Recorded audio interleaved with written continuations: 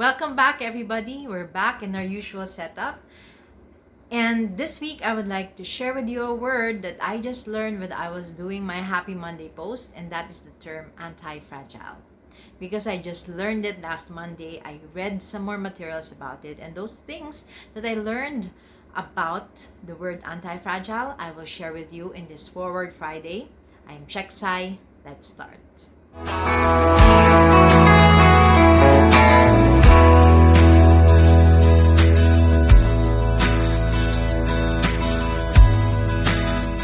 Monday, I was listening to this podcast and it was actually a couple talking about the word anti-fragile in the context of their marriage.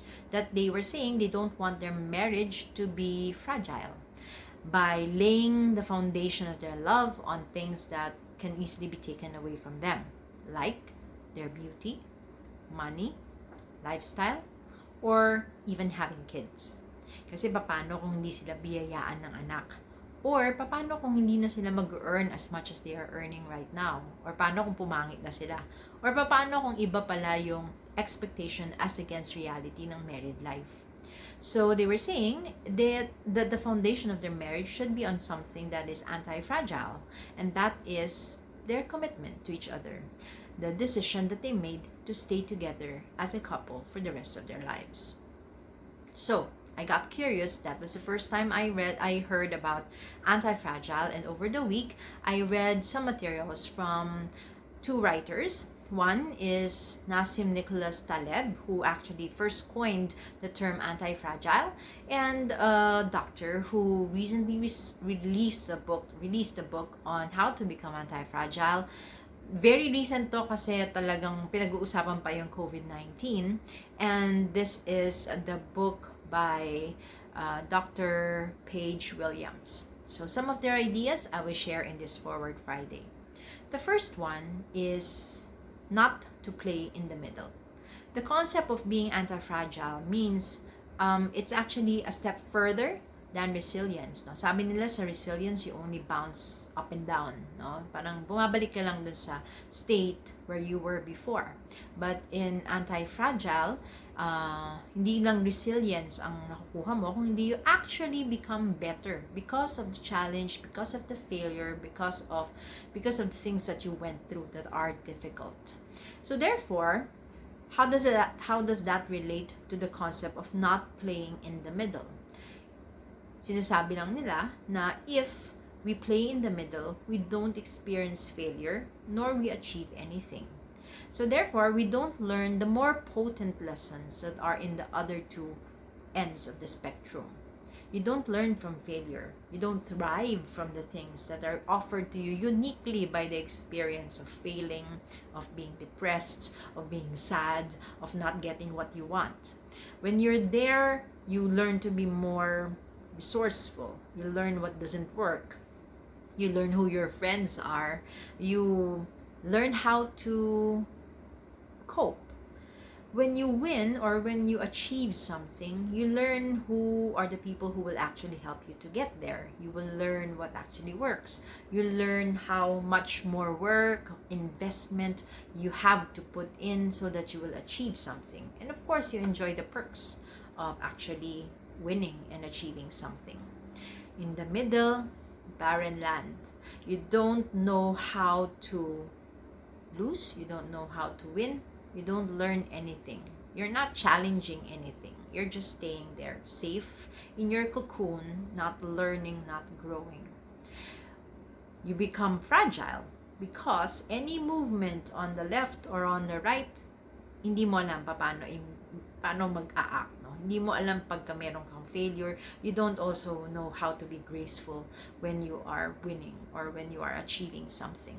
So therefore, don't play in the middle if you want to be anti-fragile.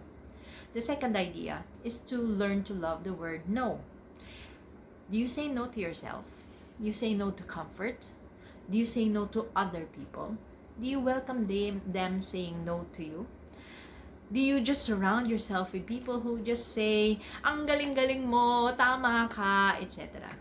You become fragile in that sense because you learn to have a bias. Because you're hearing the same voice as you hear, as you believe, no?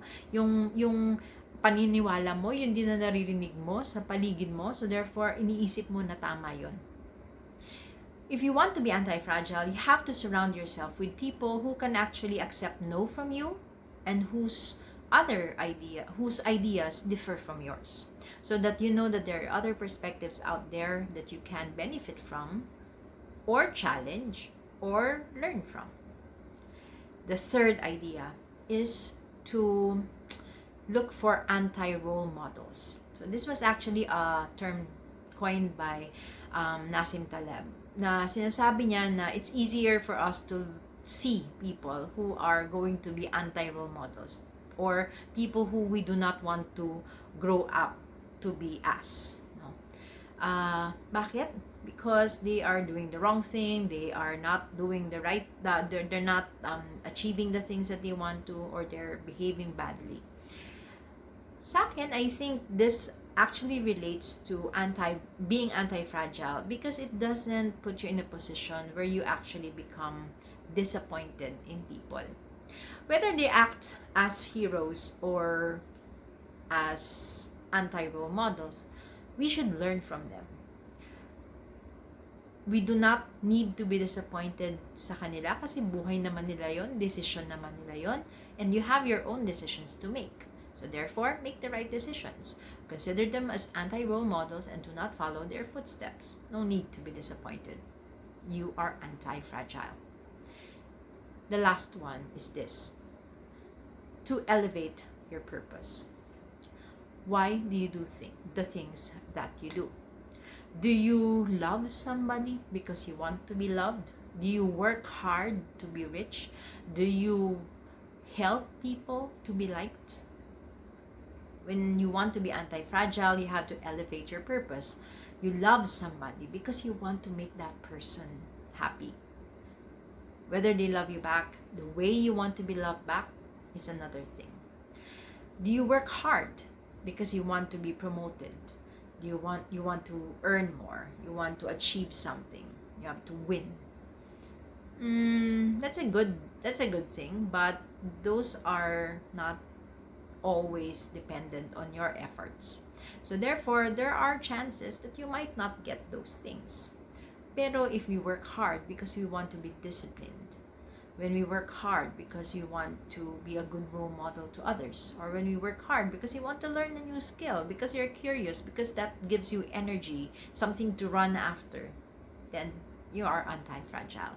Whether you get the promotion, whether you get the riches, whether you get to be looked up by other people, doesn't really matter.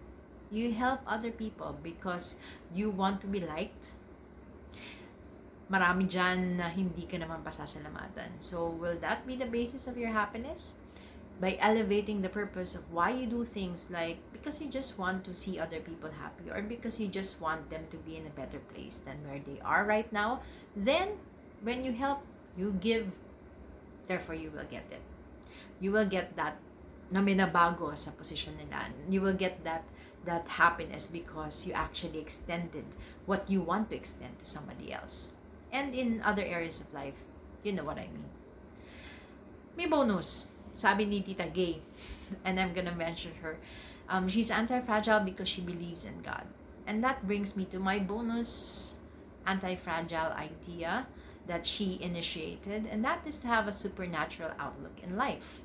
That the things that are happening here, our wins, our losses, are not the end of things. We are just passing through. So therefore, as long as you're a good person, as long as what you're doing is something that you offer to God, that is benefiting your soul and benefiting who you would love to be and who you are going to be in the afterlife and in the eternal life, in the eternal game of life. That is our Forward Friday for this week. I hope that we all become anti-fragile, because in the VUCA world, in the world of changes and challenges, we just cannot rest on the fact that we might lose. You will never lose if you're anti-fragile. Try the ideas that we have here and that I shared with you today, and I hope that you also develop that resilience, that being anti-fragile in many areas in your life.